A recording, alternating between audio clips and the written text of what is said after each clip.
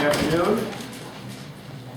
Appreciate the opportunity to give you an update as to what's going on, or in this case, in some cases, not going on in the state capitol.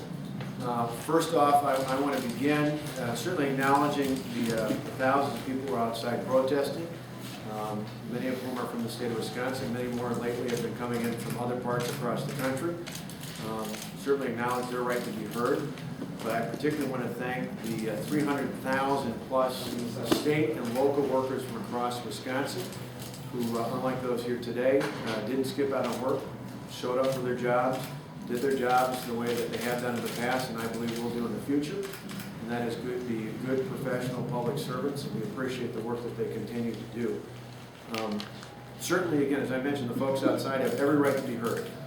But there's 5.5 million people in this state, and certainly the taxpayers in this state have every right to be heard.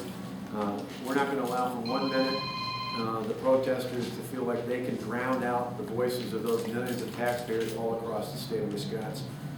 What we're asking for today, and what we continue to be pushing for in this Capitol, is bold when it comes to politics. It's a bold political move, but anytime you challenge the status quo, it's going to be bold.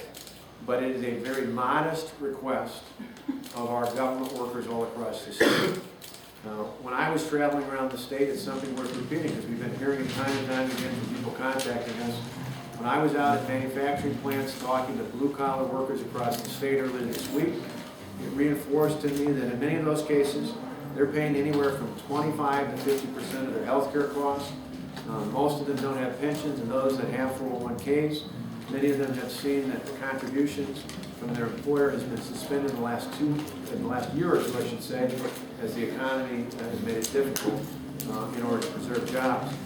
That is in contrast to the very modest request we're asking for, which is a 5.8% contribution to the pension system and a 12.6% contribution from state workers for their health care premium. That's half the national average. So the workers I talk to around the state and continue to hear from even today, they think that's a deal they'd love to have. I know when I talk to others in my family, they point out my brother, who's in many ways a typical middle-class family. He and his wife both work. They have 2 kids. And for them, they're paying almost $800 a month for their health care and for the money they set aside in their 401k. What we're asking for is a reasonable piece of balancing this budget.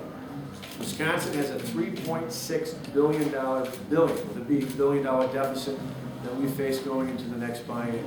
We're broke, like nearly every state across the country. We don't have any more money. We've been broke for years.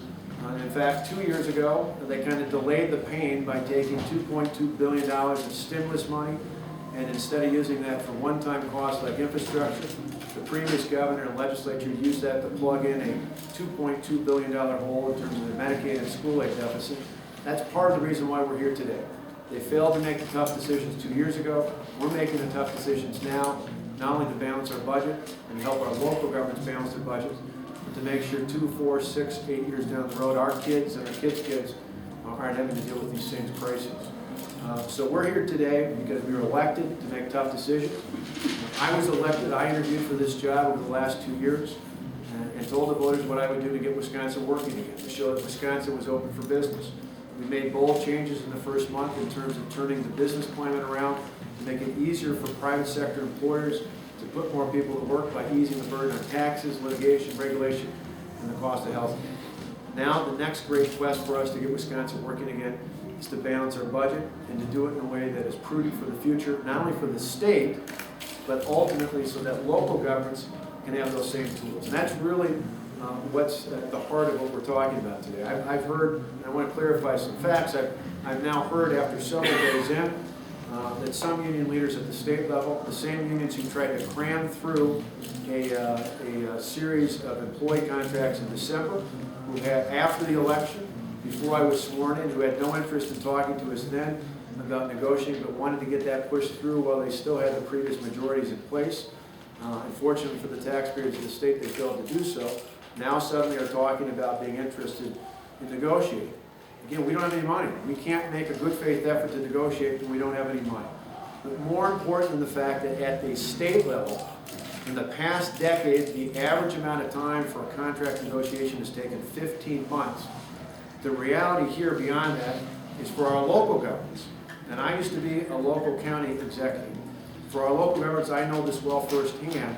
We can't expect for our 72 counties, for our 424 school districts, and for more than 1,000 municipal governments across the state of Wisconsin, that somehow magically, because a few people are suggesting they might be willing to come to the table now, that we can ensure that every district and every jurisdiction is able to achieve these savings just because a few people are now at the 11th hour claiming they want to negotiate. The bottom line is to ensure what's going to happen in a week when we introduce our budget.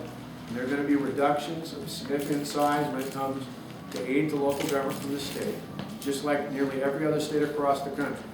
But unlike New York and California, for example, they cut billions of dollars in their proposals from their schools, from the university system, and ultimately from the local governments without giving them any tools to balance it off. In this bill, we're giving them the tools to ensure that they don't have to incur massive layoffs and they don't have to cut core programs at the state and school district level. That's what this is all about. To protect our schools, to protect our local governments, we need to give them the tools that they have been asking for, not just for years, but for decades in this Capitol. And once and for all, when this measure passes, that's exactly what they're going to get. Now, one other thing that's interesting, it seems as more national political figures come into this Capitol, the facts seem to be straying further and further away from the truth, because we've heard some pretty big doozies today. The reality is that we do have a financial crisis in the state. We do even in this current year. The reality is that because of the way the previous governor and legislature budgeted, we have a shortfall when it comes to Medicaid. We have a gap when it comes to the correction system. We have a gap when it comes to the public defender. In addition, we owe nearly $60 million to the state of Minnesota because of a failed payment from the previous governor for tax reciprocity.